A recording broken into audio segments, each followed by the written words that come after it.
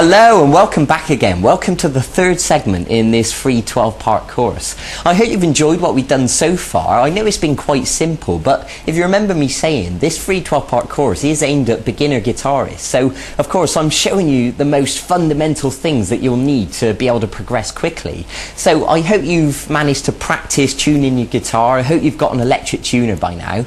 I hope you've practiced playing that little rock and roll riff that we learned a few days ago. And today I'm going to teach you how to play chords. Now, in case you don't know what chords are, it's when you hold more than one note down on the guitar at once and you strum all the strings, like this for example.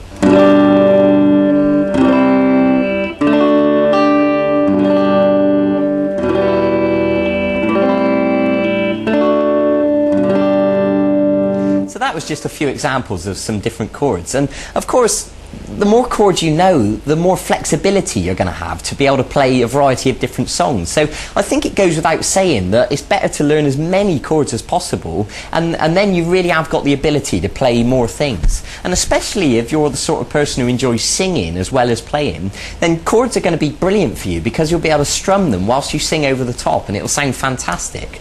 But I want to start today by showing you three chords to begin with. I'm going to show you an E, an A, and a D chord.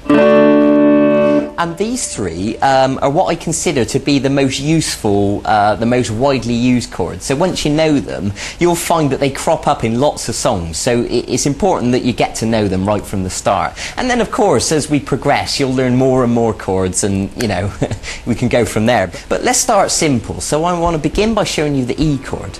So if you take your first finger and put it onto the third string at fret 1, and then take your middle finger and put it onto the fifth string at fret 2. And then take your third finger and put it onto the fourth string at fret 2.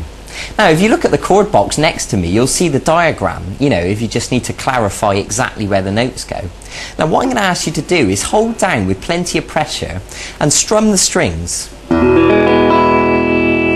Now, ideally, all of those notes will sound nice and clear like that, but to be honest, I'd be surprised if you get it sounding perfect straight away.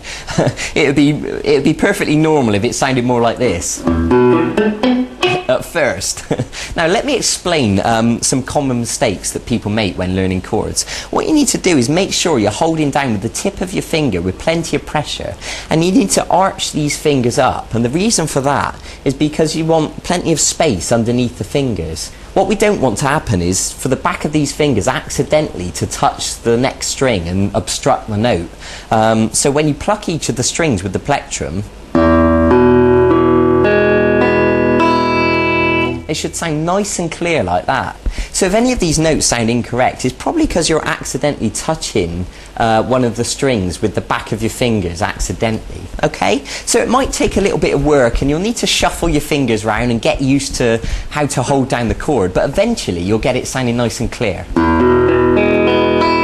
So that's something to work towards. So the next chord I want to show you is the A chord, and it looks like this. So what I'm going to ask you to do is to put your first finger on the fourth string at fret 2, and the middle finger on the third string at fret 2, and then the third finger on the second string at fret 2.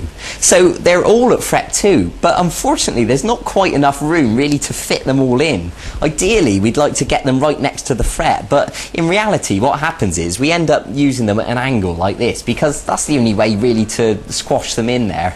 And of course everyone's hands are different, you know, if you've got skinny little fingers then you'll probably find it easier.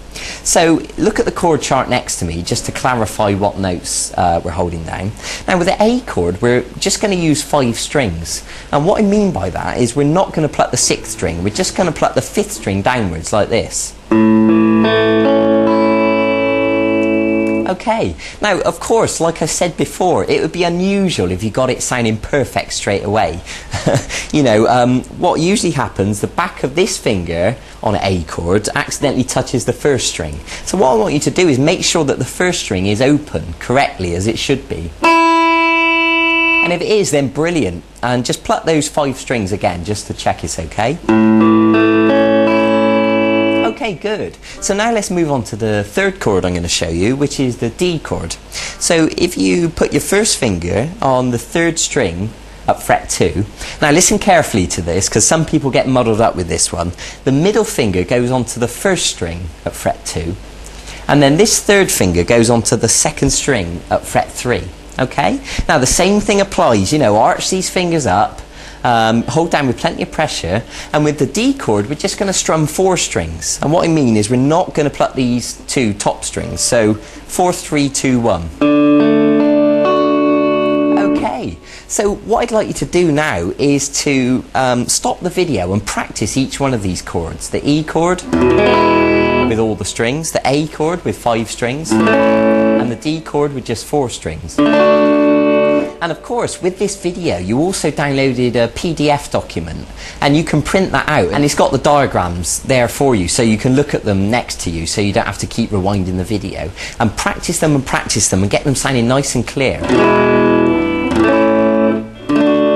Now, there's something else I want to tell you. You may have noticed my thumb sort of kind of hanging around here over the top of the guitar, and there is a reason for this.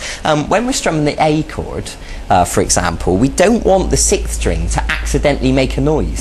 So what I'm doing is gently touching it just a little bit with the thumb, and that's enough just to mute the note, so it stops the 6th string from accidentally making a noise. And then when you strum all the 5 strings, then you know you're only just getting the correct notes that you want.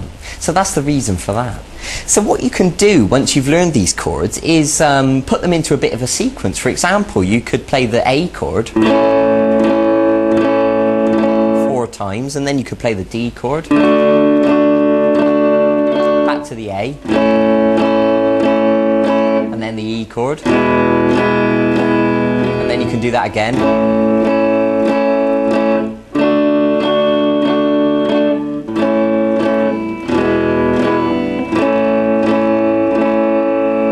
You can begin practicing changing from one chord to the other, and you'll find that you'll get quicker and quicker at changing from shape to shape. Good. So that is a brilliant place to begin with chords. So I suggest you go and practice that now. Go and get on with it. Get them sounding nice and smooth, nice and clean. Practice changing between the shapes, and I'll see you in a few days for the next segment of this e-course. And in the meantime, you can also go and look at the website and look at the archive, and you'll see all the songs that are there. And there's songs like Brown Eyed Girl by Van Morrison, which uses chords, or Oasis songs, or Jack Johnson, or a whole bunch of other stuff. So if you want to jump ahead of yourself a little bit, you can go and have a look and see if there's any songs you'd like to learn. That's fine by me. Okay, so go and get on with it. I'll see you then. Bye bye.